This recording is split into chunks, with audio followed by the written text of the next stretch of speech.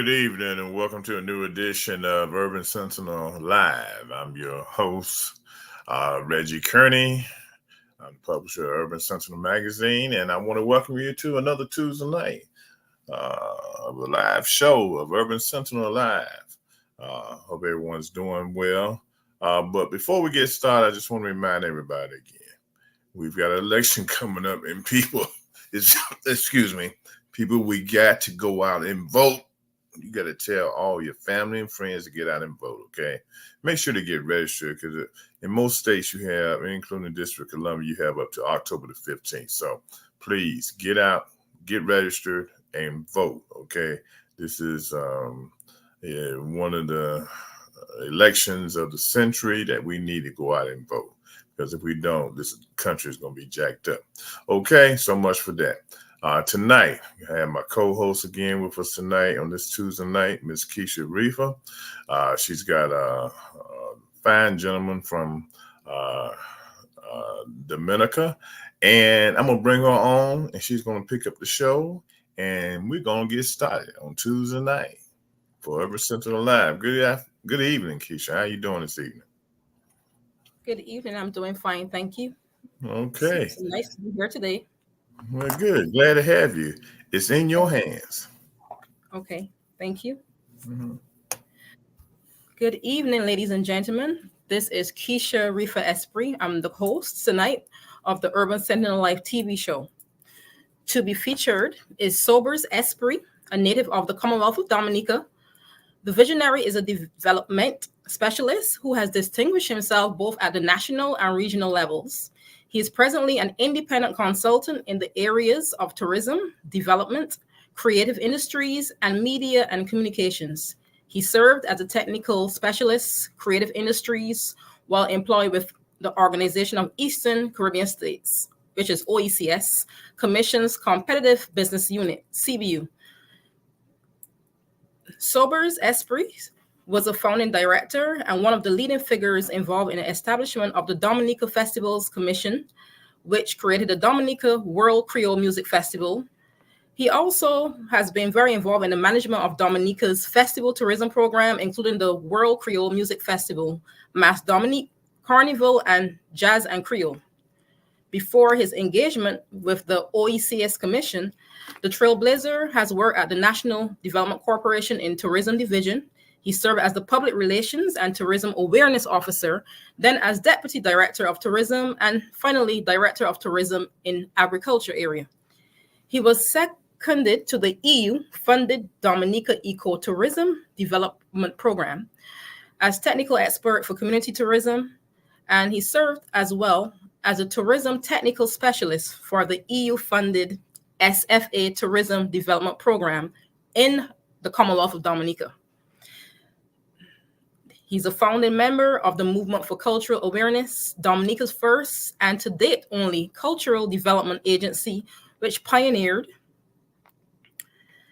and led in the area of popular theater and community animation for grassroots development.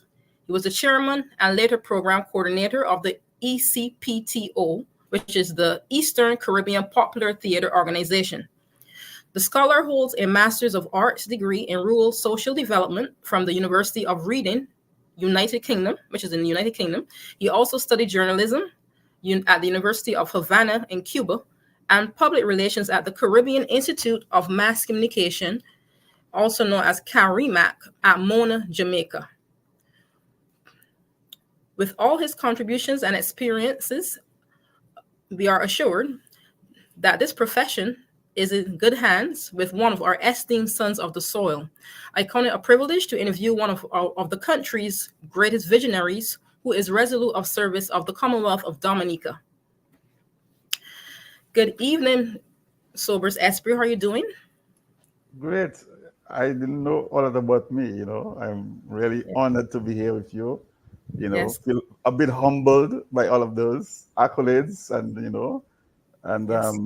Yes. it's really great to be here with you this evening. I've read so much about your program, seen some of it as well. So it's an honor to be here tonight. Yes. And I hope I can share as much as I can with you. and Yes. your audience. Yes. Thank you very much. It is a pleasure and an honor to have you on the show. Just to be in your presence and have you taking the time to come to the show means a lot to us. So I will get started because we don't have much time and we have a lot of titles going on and a lot of letters and Let's make it simple. Let's make it simple. acronyms. Yes. Yes. Let's keep it So simple. let's get straight to it. Just give us a brief synopsis about yourself in the areas of the youth culture and their development and what inspired or propelled you to take this path. Oh, yeah. So I grew up in the 70s. All right. I was a child of the 70s. Okay. And my generation was compelled by the situation at that time to be engaged. We were very engaged at the time.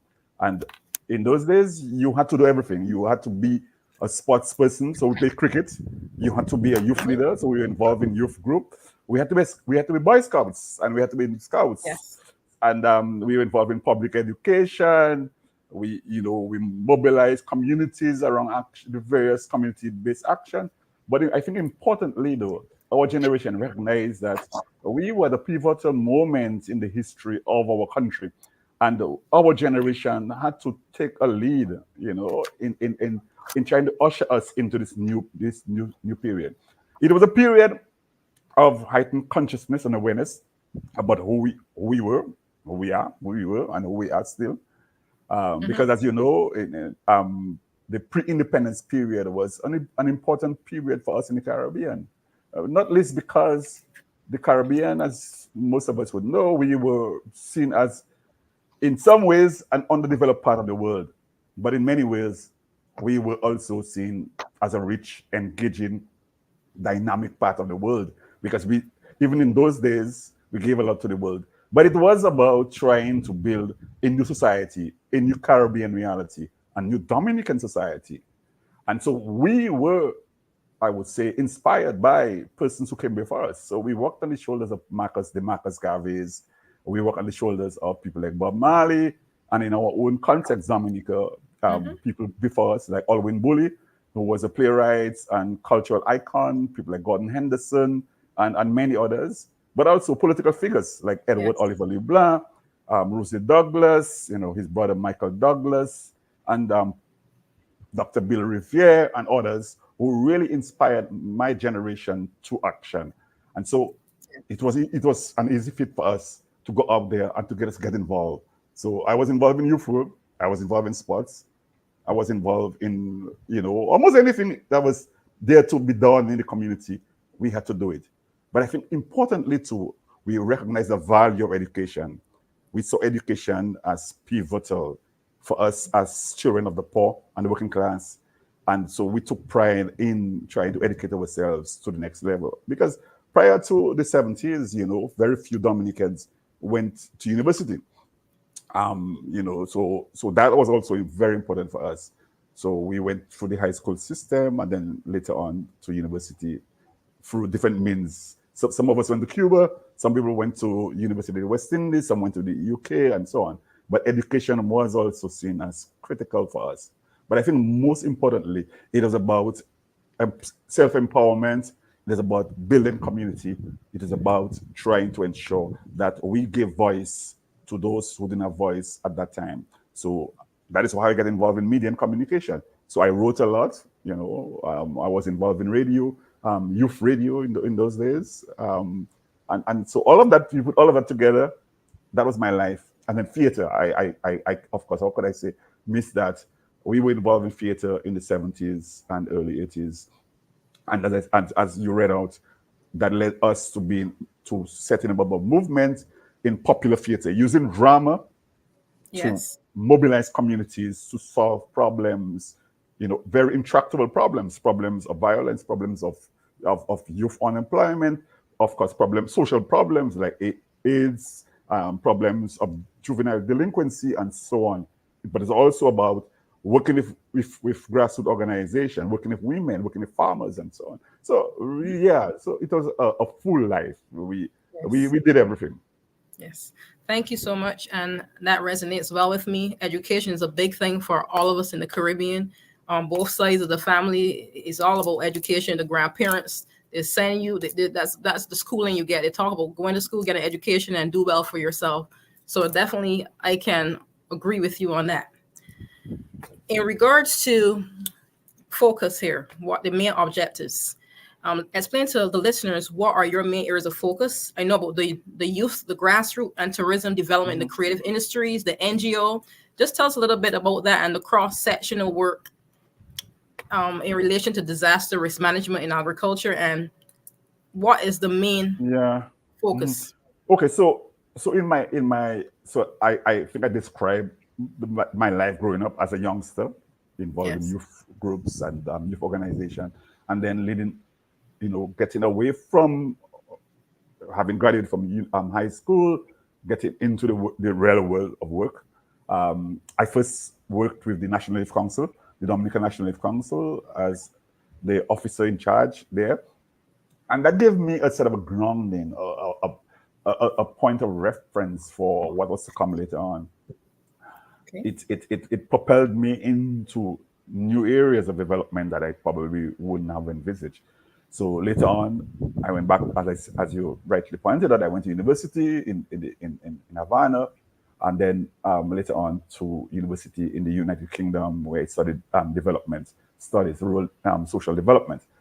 When I got back from university, my area of work was in tourism. Never dreamt that I would work in tourism. It wasn't an area that I ever thought about. But again, important moments, important critical moments in our development, the region and the world. I went to university in 1991 and came back in 1993. However, at that time, there was this huge push to look at sustainable tourism, to look at ecotourism. Because as you know, prior to the 1990s, tourism in the Caribbean was seen largely as sun, sea, and sun. And then there's another S, that some people talk about in the tourism lexicon in the Caribbean. And so countries like Dominica was seen as not suitable for tourism development. So we were largely agrarian. We were a society dependent on agriculture. And so tourism was seen as something that we couldn't develop. Tourism was seen as only for Barbados or Antigua or Jamaica, the Bahamas, flatter land, white sand beaches, and so on. But the new thinking, the new dynamics of the 1990s, with the advent of the whole notion of sustainable development. Don't forget, in 1992, we had the Rio Summit, the Earth Summit in Rio de Janeiro, Brazil, and this whole thrust on sustainable development. And it was seen as, ecotourism was seen as an important element of a growing tourism globally. So more and more people, more and more visitors were looking for new kinds of destination, unspoiled, pristine ecosystems and so on. And so Dominica fit in that bill. So I got back into, in fact, what got me into tourism is because my dissertation at the university focused on ecotourism development. And it became almost a seminal piece of work because nobody had done anything about ecotourism in the Caribbean or that I knew of. And so when I got back to Dominica, it was easy to get a job working in tourism. So I was thrust right into the heart of tourism development, either in a Dominica that was building its tourism economy. So the 1990s was an important period for Dominica in terms of growing its tourism. And so I became very involved in that. So first, I had a role to play in terms of mobilizing the community around tourism. What's the value of tourism? Promoting the whole concept of ecotourism, that is a tourism that is based on the ecology, that is based on pristine beauty, that is based on greenness. And so we were given the task to go out around the country and mobilize communities. Tourism is everybody's business. That was the motto. And I was one of the lead in terms of trying to bring that message across. So I got involved in tourism, and I found myself, because I wasn't a tourism specialist, Matthew, I did a dissertation, I did a research work on tourism, but I became integral to the development process of tourism in the 1990s and found myself doing various things. So I was involved in tourism education, I was involved in community-based tourism, I was involved in tourism marketing at the time, And we were also involved in film, in promoting Dominica as a film location. So all of those things put together, that was my entry in tourism. I spent 14, 15 years doing that kind of work in tourism. And I ended up being director of tourism. But I think for me, most importantly, is that it helped to give me a better grounding of development work in Dominica, particularly at the public sector level. Because prior to 1993, well, except for a short period, working as a primary school teacher, I'd never worked in the public sector. So I understand the nuances of the public service bureaucracy. I understood also the notion of public-private partnership that's critical to the development of any new nation, but particularly small nations like ours. It is important for us to have partnerships, collaboration, so synergies between the public sector and the private sector, and of course, community-based organizations, civil society was important. So I began to understand that in a broader way because I was really involved in it. And so if I found myself doing all kinds of things, helping to build a festival tourism segment for Dominica. We created Dominica Festivals Commission in the late 1990s that started the World Creole Music Festival, which is today one of the biggest festivals in the Caribbean. And we have also our carnival. Dominica Carnival is one of the oldest carnivals in the Caribbean, post-emancipation carnival. And recently we started the Jazz and Creole Festival. So yes, so I got involved in all these things. So here you saw really a coming together of all various disciplines in development. So it wasn't just tourism. It was tourism. It was agriculture, because we were involved in promoting agro-based tourism, trying to get people in the rural communities to look at how they can supplement and complement their revenues by doing things on the farms to attract visitors. So that was part of the thinking as well. So we brought agriculture to tourism, we brought entertainment and festivals to tourism, we brought film and media to tourism, we brought communities to tourism. So that is the cross-cutting things I'm talking about. Yes. And in sports later on, cricket, got involved in promoting Dominica as a cricket venue, because by 2007, Dominica had built its own national stadium and we could host international cricket games. So all of those things came together, and I found myself playing a part in all of this. Yes, thank you so much. And I'm smiling because you actually hit the nail on this head. I was going to initiate the question, but you already gave me the answer. You expressed it in relation to tourism. I wanted to speak about that, but you gave the answer. I was saying, contrary to popular belief, everyone thinks of tourism as just beautiful beaches and sand, but I know that Dominica's niche is ecotourism. So I wanted you to elaborate on it, but you give me the perfect answer, along with elaborating about the different types of tourism. I wish if more countries would focus on more than just entertainment and fashion, because there's so much more. There's sports, there's agriculture, there's film and media, everything that you have mentioned. And that is a really great visionary, which you are, and you have contributed astronomically to Dominica. So we appreciate you for and understand too that this generation of tourism managers and tourism leaders have taken this notion of ecotourism to a step higher. So Dominica is seen more as an adventure destination. So we promote various pillars of the tourism industry. So the various experiences you can get when you come to Dominica as a visitor. So there are, I think, 7 pillars, and so there are so many things you can enjoy and experience in this beautiful island, Dominica. So we have adventure, as they say, we have heritage, we have health and wellness, we have romance. We have festivals, as I said earlier. Kalinago, and closely aligned to our heritage. So whale watching and diving also as part of the marine resources or the marine access that we have. So there's so many things you can really experience and enjoy in this beautiful island of Dominica. Small but compact. We have a great deal to give to the world, and so. The idea now is to take Dominica's tourism to another level.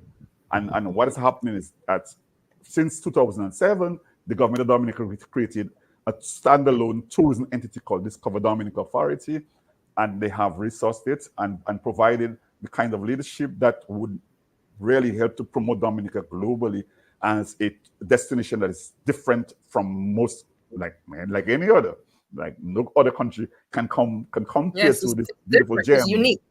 It's unique, you know. Yes. So that It's is unique. It's that is a beautiful. Never mantra. seen That is anything a like it. mantra. Yes. Yes, but thank you. I just want to spend a few seconds in relation to the film industry. You all have had the Pirates of the Caribbean was filmed there, wasn't it? Yes, in fact, I had the Yes. good fortune, but also it was a challenge having worked on Okay. that project. I was at the time still involved in tourism when the Pirates of the Caribbean came to Dominica, and that brought great accolades to Dominica. It Yes. was indeed a massive undertaking, and it the ripple effect in terms of the economic value, giving the island, you know, a new kind of a brand, a new image as a film location, Yeah. important film location. But I think more importantly is the economic impact it created on the island, because we're talking about millions of dollars spent during the filming process. So farmers benefited, landowners benefited. We had helpers, location scouts, and a whole range of other service providers get involved and participated in this whole program to bring the film here in the first place, but also during the filming itself. And so that was for us a big plus in promoting Dominica again as an important destination, but also a destination for film as well in Dominica.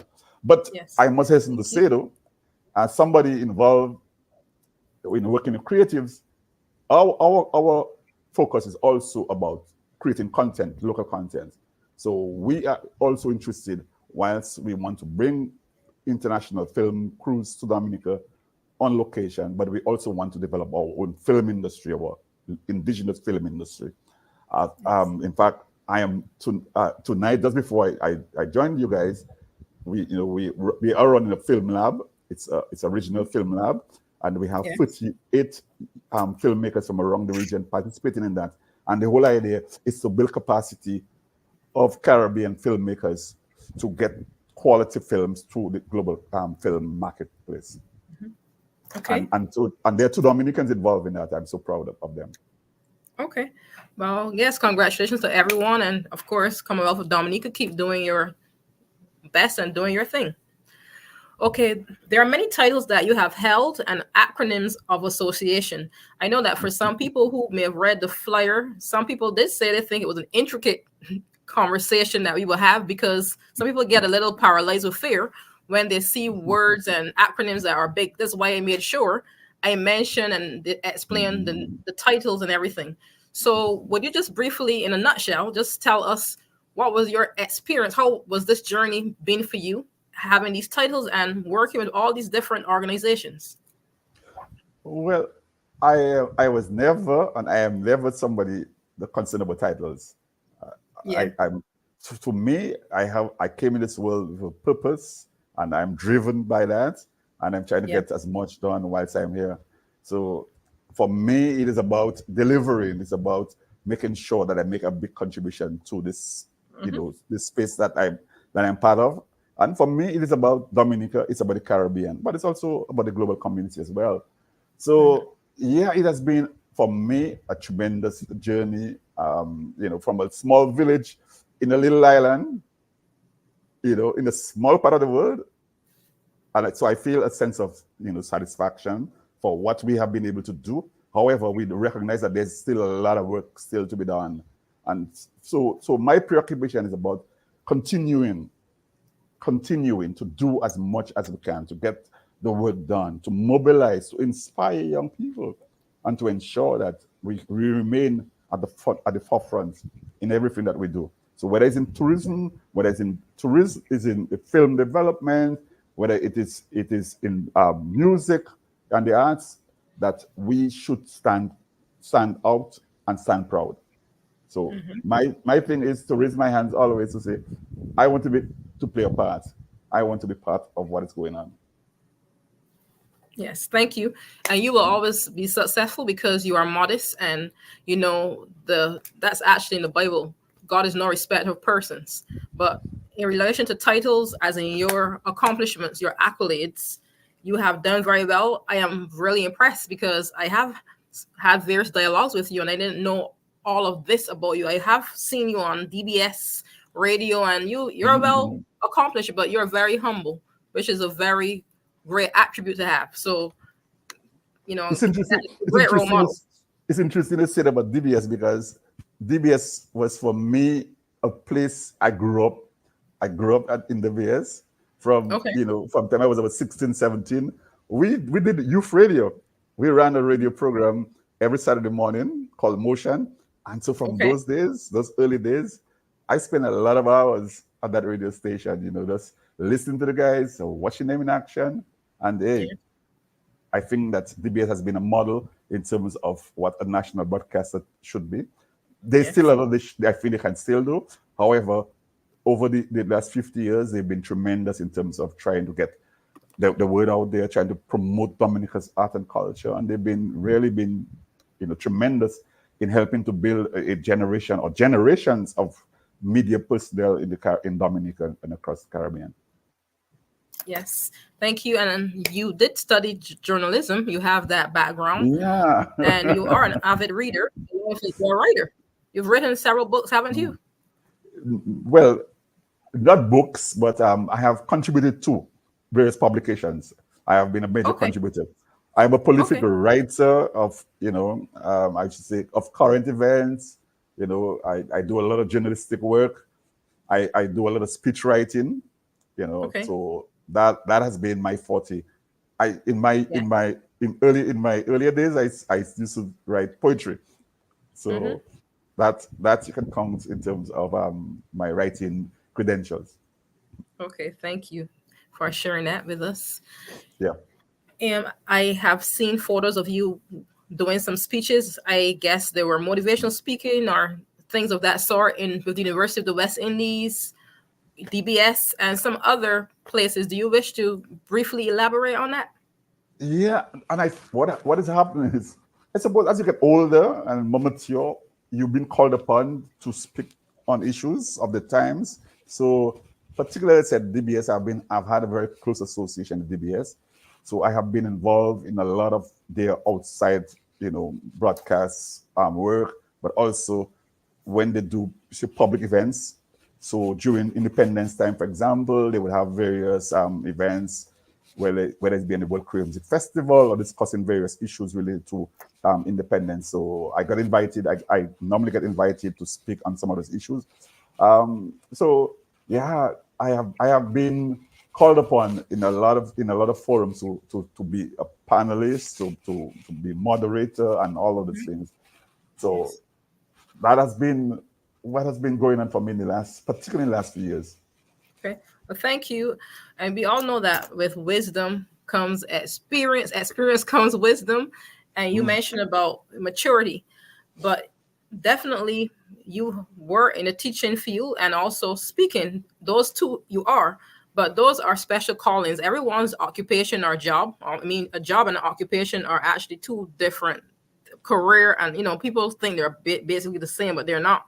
But teaching and speaking, there are special callings, and it's really a gift. It's a God-given gift to be a motivational speaker. You have to touch the inner soul of people. Yeah, So that is not yeah, everybody says they're a speaker, but everyone doesn't deliver the same. So definitely those are special callings, being a teacher, educator, or being in the speaking field. So definitely. I mean, the teaching thing, I love to mentor, to coach. So these days, I don't think these days, I've been doing it for a long time. I've been working with a lot of university students, for example, yes.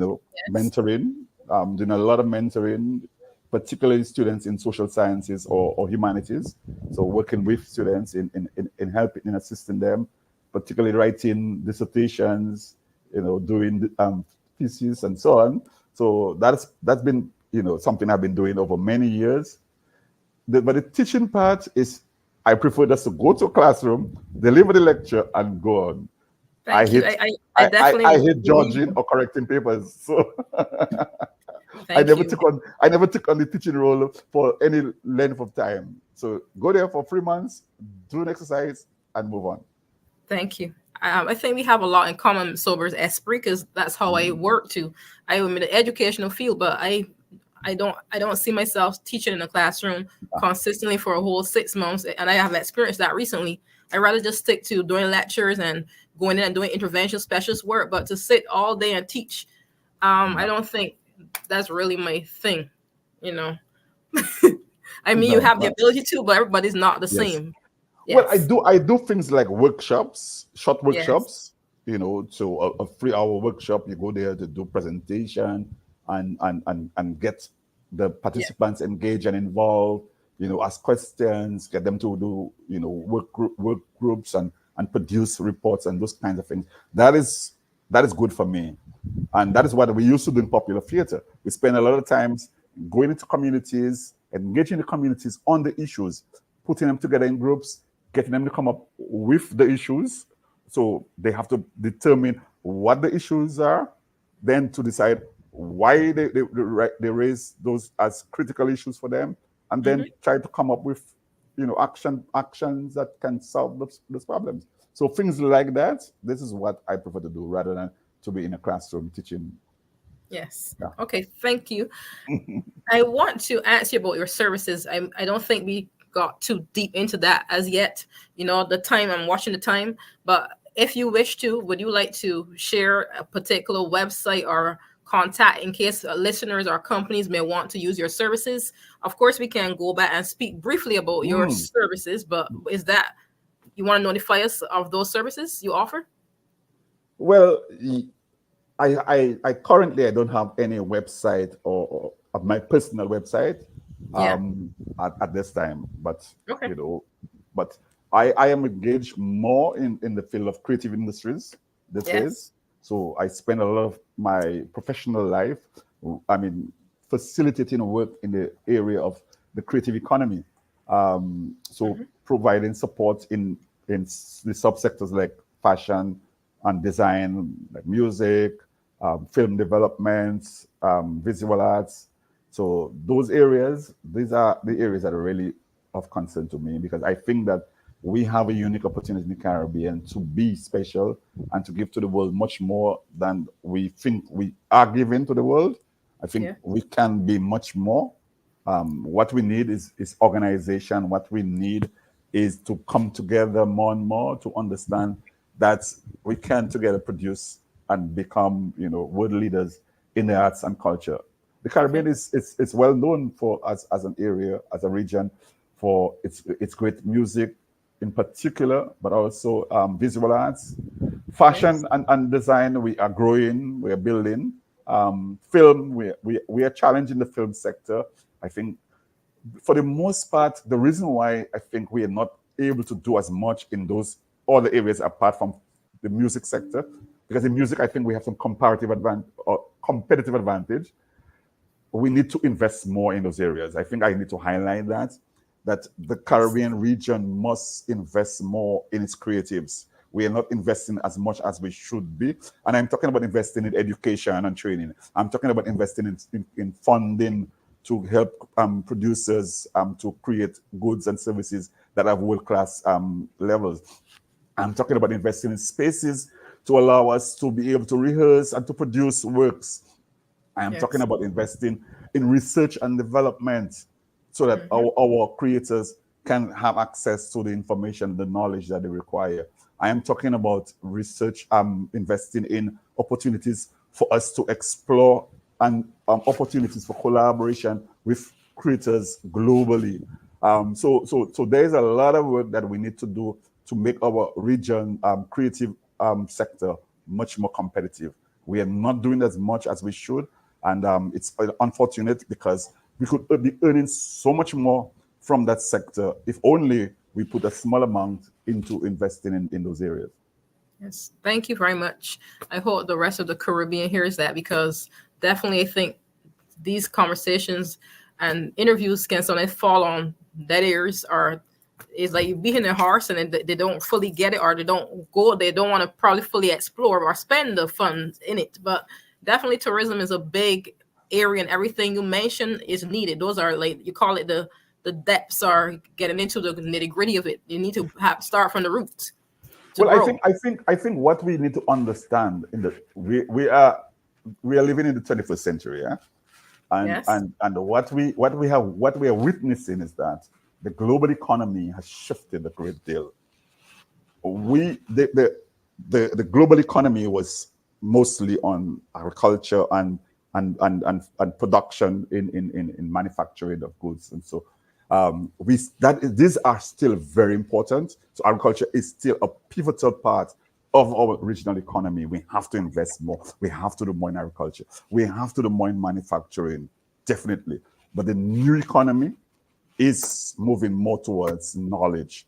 It's more towards information, and that is Technology. where technology. That's where we have Technology. to put Yeah. our focus on. So we Yes. have to look at investment in those areas. We have to look at empowering girls and boys in education, STEM education, so that we have the best scientists, we have the best engineers, and we have the best technology experts in and to take advantage of opportunities that are coming up in the global marketplace.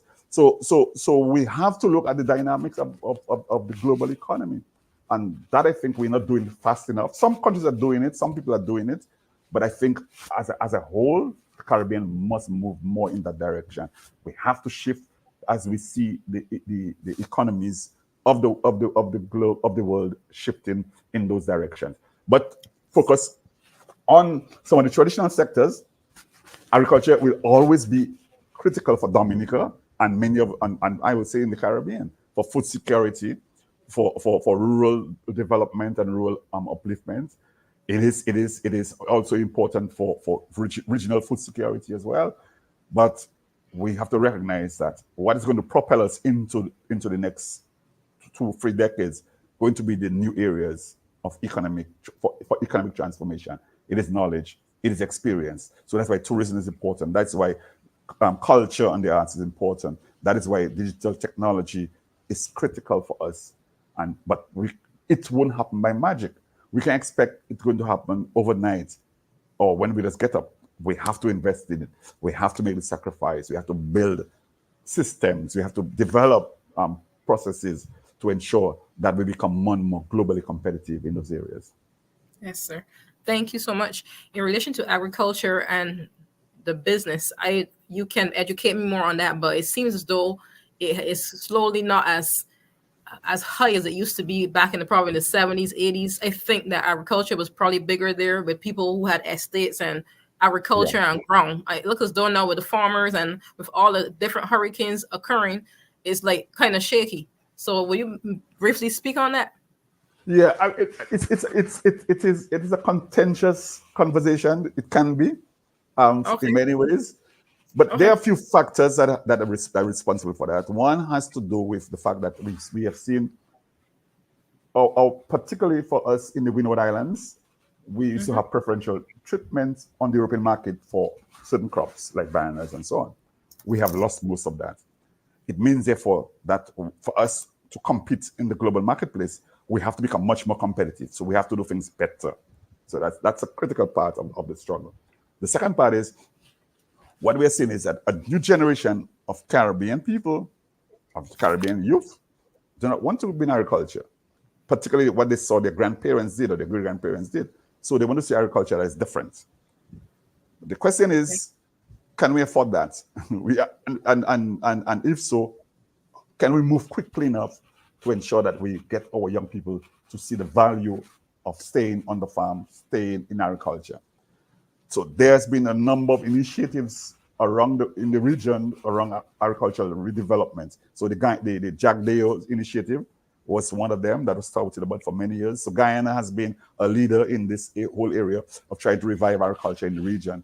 You see every year there's the month is a month of agriculture, they call it, or a week of agriculture in some parts of the Caribbean, just because they recognize the value of agriculture and the need for us to remain focused on building an agricultural economy.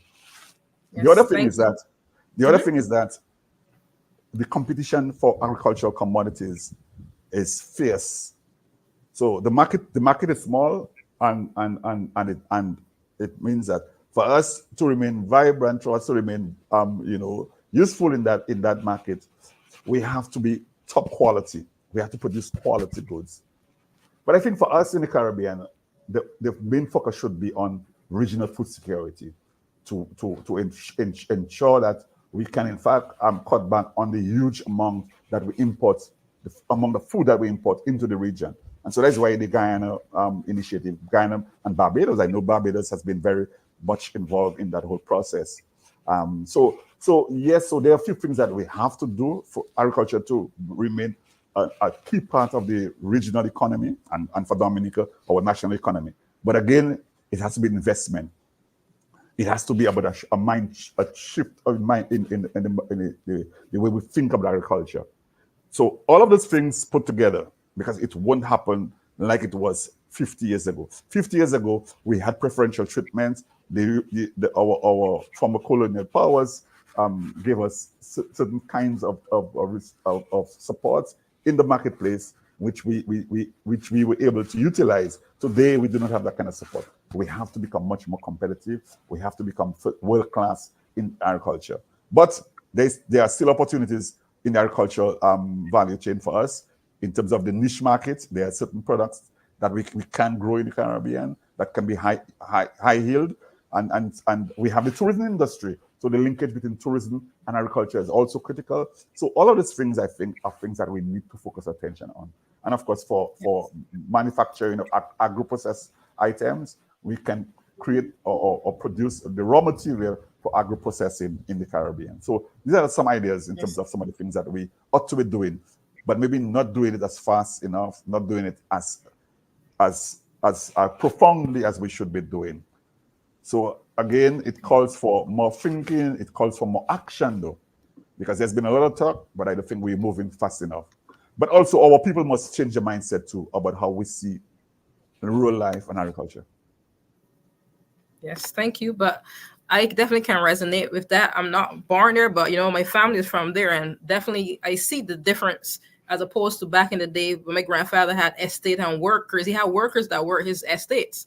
The generation, which is the grandchildren, which are us, I don't see anybody interested in that anymore. So what happens to all of that work and opportunities and tourism within Dominica is like, where is all that gone? The young people aren't interested in working the land anymore. But that was big back in the 80s with transferring goods and transferring to different countries and all. That was a big part of Dominica from what I saw within that family. Yes. So they said, I don't know how will they ever change. The dynamics have changed. The dynamics have changed, grossly since the 1980s. We've lost, as I said, it used to be bananas. Today, we do not have that market in Europe like we had 40 years ago. So we have to look at new crops, new markets. Yes. Thank you. Look at new ways of doing agriculture. It cannot be the back-breaking thing, if cutlass and pickaxe like before. We have to find new ways to go into agriculture. Thank you. Cuisine. How about the quiz? Some people do with cuisine as tourism, like some countries. Yes, definitely. Yes. So part of the tourism that we're promoting in the Caribbean and Dominica, it is about the food that we eat in the Caribbean, because we have some of the best cuisine in the Caribbean. The Creole cuisine, the Asian cuisine, and other types of cuisine throughout the region. So food is a big thing. People come to this part of the world for food, Yes. And so in Dominica, yes, it is an area we think that is important for us to develop and to promote much more than we have been doing. Our Creole cuisine, I think, is among the tastiest foods that you can have anywhere in the Caribbean. No question about that. Delicious, and it's healthy. That's right. And the cocoa with the cocoa, yes, everything is fresh. Yeah. The grapefruit juice, you get it straight from the tree, and you my grandmother, she did a lot of that. The grapefruit juice, and you make it's just naturally healthy. The cocoa, everything, cocoa tea from the actual cocoa. So, so tell me though, I know we're almost time to be finished. Any golden nuggets you have, since you have amassed this much knowledge along with experience throughout your career? What advice would you give to young women and men? You don't even have to be young, but any age, who are aspire to follow in your footsteps or have this goal or interests? Well, I think like the old cliche, always believe in yourself, always think that you can achieve. It's never impossible. Don't think of your background, your circumstance as a setback. Um, Use that to propel you to higher heights. But of course, you have to have the discipline. You have to have, the ability to realize that things that are important to you. So you have to make some choices, some important choices in life very early on in life. So Yes. focus, stay focused, remain focused. But as I say, education, knowledge, reading. So I Yes. don't know it's quick. Everything is quick. So Yes. we do spend a lot of Microwavable, time. microwave Yeah, world. Yeah. but nothing can beat spending time to get new knowledge. First for knowledge, first for information. That is important. Yes. For me, Yes. a lot of what I have achieved is because I spend a lot of time reading, observing, interacting with other people who have the knowledge. I think that is so important. Yes. Thank you. Yeah. What is new on the horizon? Of course, you mentioned about the film lab. Is there anything else that you wish to share? Any projects or programs besides that? Oh, well, a couple of things. One is I'm going to be very active in my community, my own community, my own hometown, my own home village. That is the village of Maho, the way I'm from. So Okay. we actually working on a cultural center, an art and cultural center for the community. We're going to be promoting more music. That is our own music. We're trying to get young people more engaged in the music industry, in the music business. So that's going to be a key part. But we're also going to be looking at theater and dance and visual art and so on. So that is a big project for me, working on building Thank you. a strong cultural presence and infrastructure in the community. That's one. Two, Okay. yeah, two is we are setting up a local NGO, crazy, yeah? Local NGO to look at charitable causes. I think it goes back to our earlier days when, as teenagers, we were involved in a lot of civic organization. A lot of that disappeared during the decade of the 80s and 90s. We're trying to bring that back.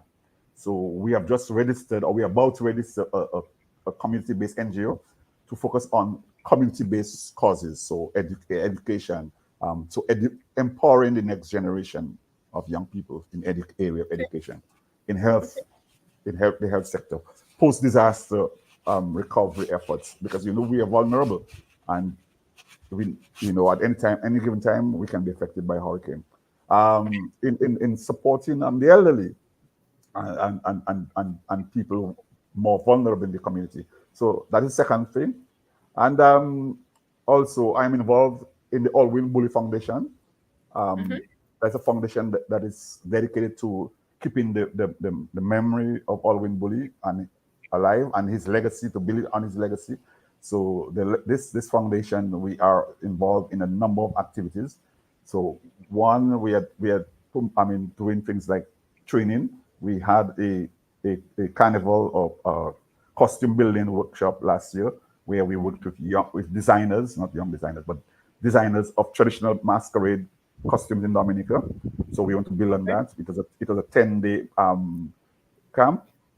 We also going to be doing a national program in theater arts for young people.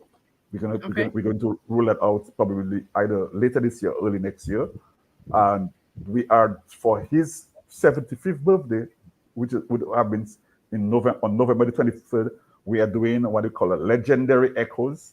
It is a sort of a musical.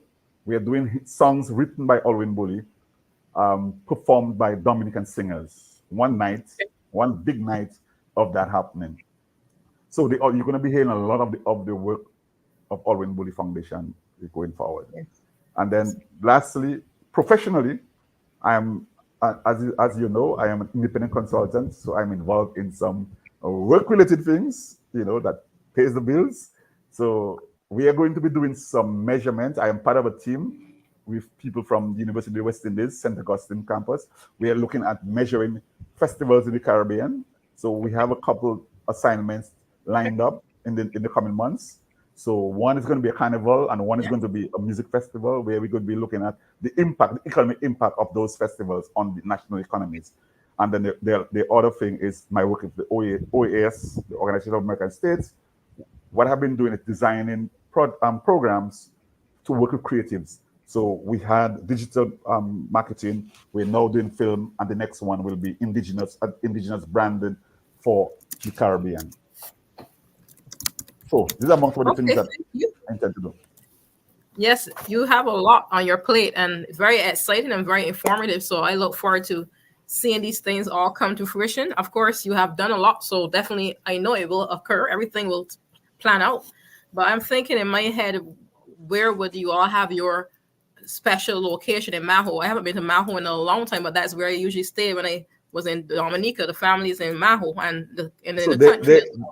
Yeah, so there's a building. There's a building that we have identified, and we're getting the support of the government of Dominica to turn it into a cultural and art center. Okay. So you'll be hearing about that. I'm just wondering. I'm just thinking in my head where this building is. The credit we're hoping to have the inauguration of that at some point early in 2025. Yes. I just think of it because it's changing. They have to bridge up the road. I'm not certain where this is going to be, but I look forward to. Actually, I should also tell you that we have a foundation established to do that, and the foundation, one of the upcoming activities, we have designed a program for junior calypsonians.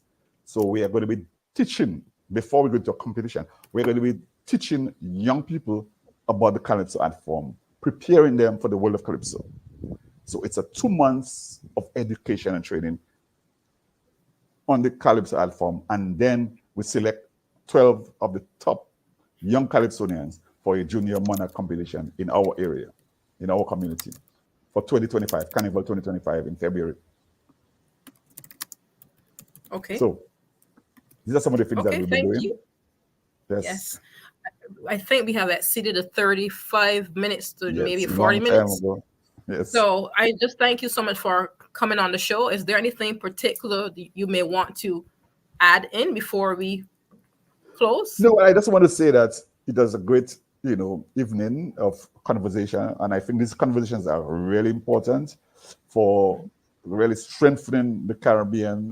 What Dr. Ralph Gonzalez said, the Caribbean civilization, because it's important for us to know more about what has happened, what has been happening, and how we can get ourselves to a better place in the Caribbean. So conversations like these are very, very important. So thanks for having me, and I'm sure that you'll be having other Caribbean leaders to discuss issues of relevance to the Caribbean.